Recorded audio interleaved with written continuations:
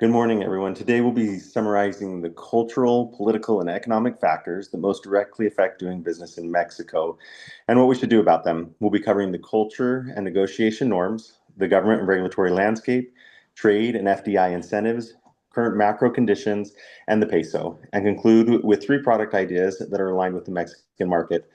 The goal is to give you a clear readiness view and the priority actions for low risk entry. First, culturally. When working with Mexico, it's important to recognize a few key cultural differences. First, hierarchy matters. Decisions come from the top, so involve senior leaders early. Second, teamwork is valued over individual performance, so focus on group goals and celebrate team wins. Third, Mexicans prefer structure. Clear instructions and risk planning are essential. And finally, long-term impact is important, especially when it benefits the community. Aligning with these norms will help build trust and drive success across borders. Now I'll turn it to Amanda to go over cultural communications and negotiation. Thank you so much.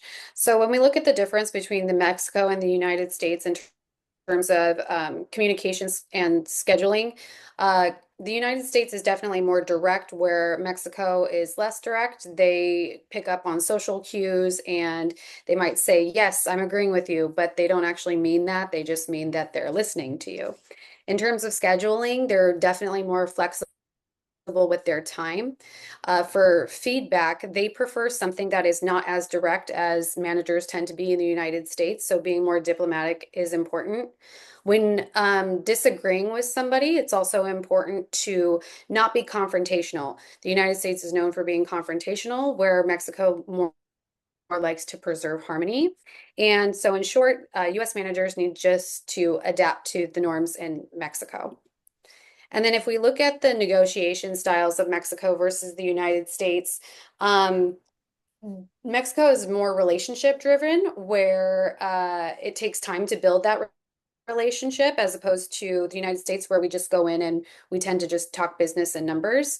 You can expect there to be hard bargains and haggling, even emotional tactics, where they might say they're going to walk away from the deal. It's important to think about the strategies in the United States, and we need to be patient to build rapport with our colleagues in Mexico. We need to be flexible with time because their time schedule is a little bit different than ours. They are not as punctual, and that's okay. And we also need to remember to bring in our senior leadership, because this establishes the hierarchy and they respect that. Thank you so much. Looking at the government and politics of Mexico, they're very similar to the United States.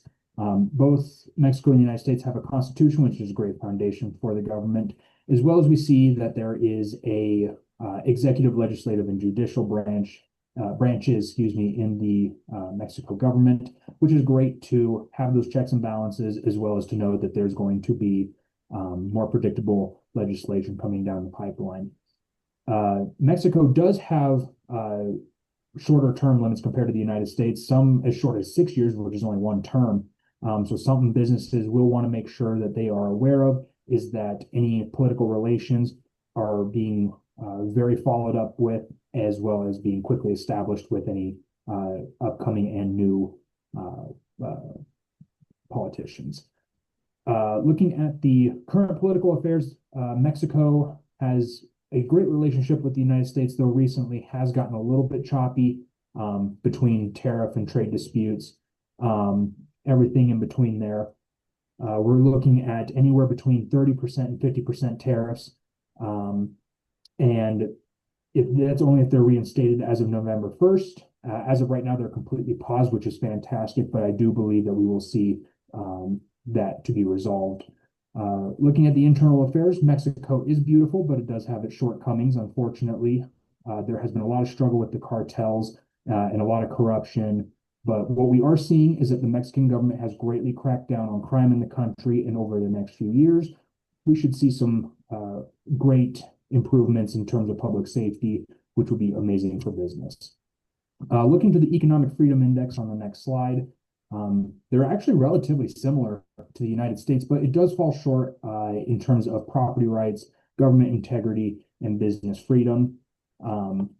The government integrity, again, as addressed, was with the with the corruption across the government. But again, that is something that is being addressed. But something that it is doing better than the United States in is with the government spending fiscal health and investment freedom. That will allow us to be able to establish better investments in the community, as well as to know that the government is doing everything it can to be fiscally responsible.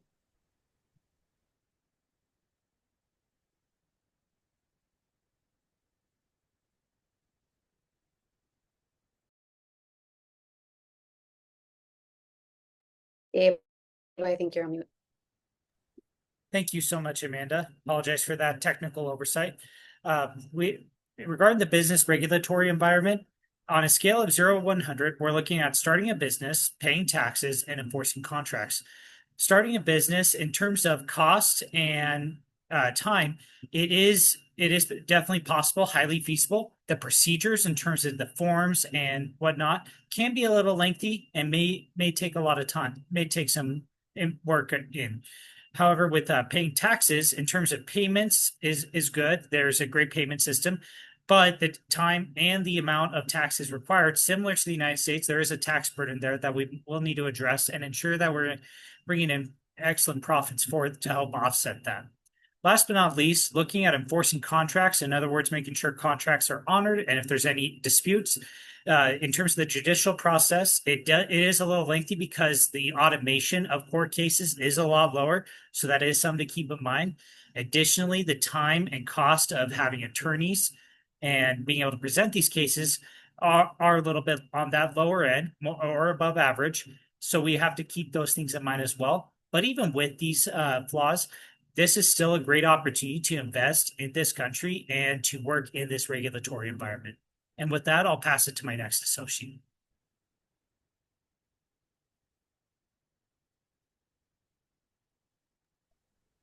Anna, I think you're on mute as well. I'm sorry.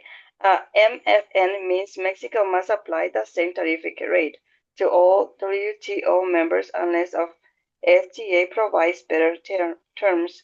This ensures equal treatment, but it also means that without the FTA, exporters face higher costs. Average tariff are 7.4 overall, but the real impact comes from different agriculture. 11.4% is heavily protected, while the non-agricultural 6.8 is lower. Sensitive products face much higher rates. Clothing at 21.8%, alcohol and tobacco at 25.8%, transport equipment at 10.7%. MFN means all WTO members get the same tariff rate. Next. Mexico Trade Agreements, FTA benefits. Mexico is one of the world's more open economies, with 50 plus FTA. These agreements help companies avoid MF tariffs. USMCA with US and Canada is critical. If rules of original ROO are meet, tariff is dropped to zero. This matters most of autos, electronics, machines, and textiles. CPTPP with countries like Japan, Vietnam, Canada, Peru, Chile faces eliminate of tariffs, especially import for electronics, textiles, and footwear. Pacific Alliance, Mexico, Chile, Colombia, Peru goes beyond and typical FTA, focusing on integration and eliminating most tariffs in industrial and agricultural goods. EFTA, Switzerland, Netherlands. Mexico is becoming a hotspot for foreign investors, especially in automotive, electronics, and aerospace. Companies can deduct a big chunk of their investment up to 89% and get extra perks for training their teams. Nearshoring make it even easier, letting you write of new assets right away. Northern Mexico and the Bajío region are packed with industrial parks and development hubs. And demand is strong for auto parts, electronics, and medical supply, with projects like Grupo Rio San Juan connecting Reynosa to Texas, it's clear why Mexico is such a smart choice for business at the American market. Next slide, please. Investing in Mexico has some rules. Foreigners can own up to 49% in sectors like transport, banking, defense, and media, with limits on lands, fuels, and broadcasting.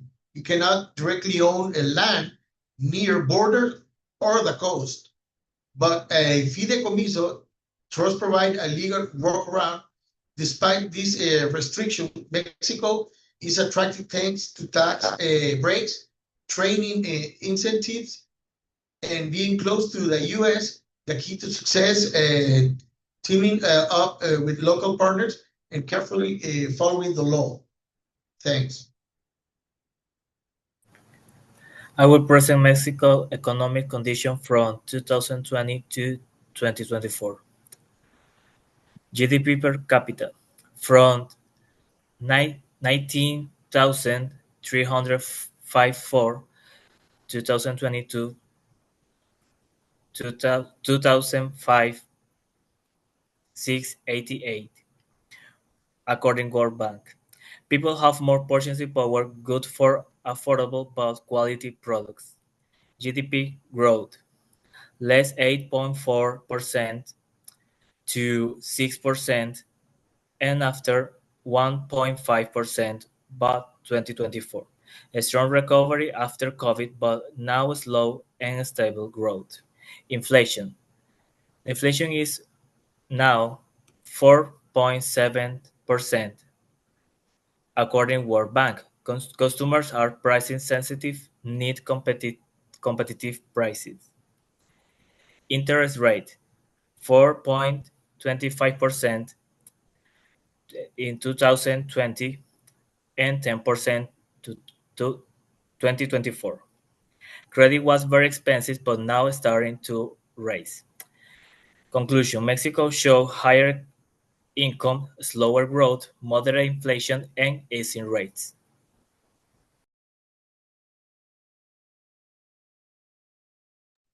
All right, so I'm going to talk about a little bit the Mexico currency.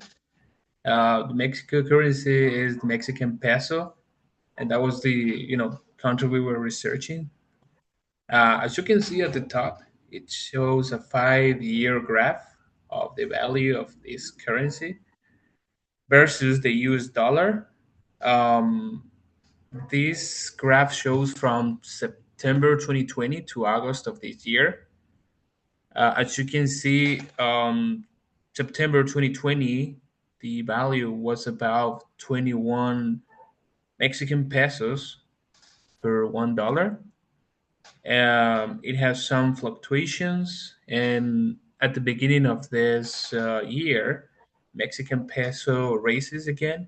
The current value is 18 Mexican pesos per dollar.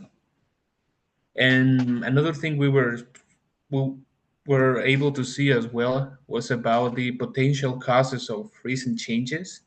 For example, the policy of Banxico or the Bank of Mexico and the functionary wage changes in Mexico have an impact on real returns and capital flows. The inflation wage changes lead to a change in currency expectations. Another thing was the effect of harsh exchange and rate changes, such as when the local currency is weak, the cost of imported goods and raw materials is higher as well. So that's going to be everything on my end, and I will pass the next topic to my companion. Awesome. As a group, we came up with like 3 ideas of wonderful products that we could sell that we feel had a need in Mexico. 3 of these products were all based in innovative emergency preparedness products, specifically managing the resources that we have with the smart water detection system, hopefully managing this low amount of water or limited amount of water that some parts of Mexico has, and then also producing power from the solar grid that Mexico has. Everyone has access to the sun and can afford to hopefully channel this power source to power their family in the case of an emergency. And we also want every family to hopefully be prepared when some of these things can't happen, whether it be a storm or if they're out in a rural area. And so by making an affordable generator that everyone could afford, that also had a small battery pack that could power that family would be great. We felt that these would be great to fit the needs that Mexico has for each and every family there. And thanks for listening.